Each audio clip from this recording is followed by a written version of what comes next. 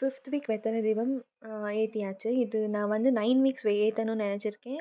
5 weeks complete ஆயிடுச்சு. நான் வந்து டியூஸ்டே வந்து முருகர் அண்ட் ஆஞ்சநேயர் 2 பேத்துக்குமே உகந்த நாள்னு சொல்லுவாங்க.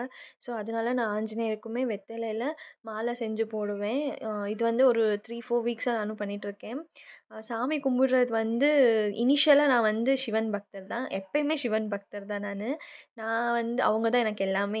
நான் இங்க வரைக்கும் நான் சாமி கும்பிடுறேன் அப்டின்னா, ரீசன் வந்து நான் நம்புன சாமி வந்து சாய்பாபா. அதுக்கடுத்து சிவனு. சிவன் தான் எனக்கு எல்லாமே என் லைஃப்ப மாத்துனது எல்லாமே அவர் மட்டும் தான்.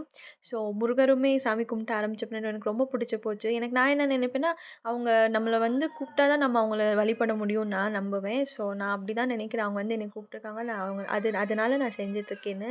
ஆ சாமி கும்பிடுறதுனால நம்மளுக்கு வந்து பீஸ்ஃபுல்லா இருக்கும். பாசிட்டிவ் வைப்ஸா இருக்கும்.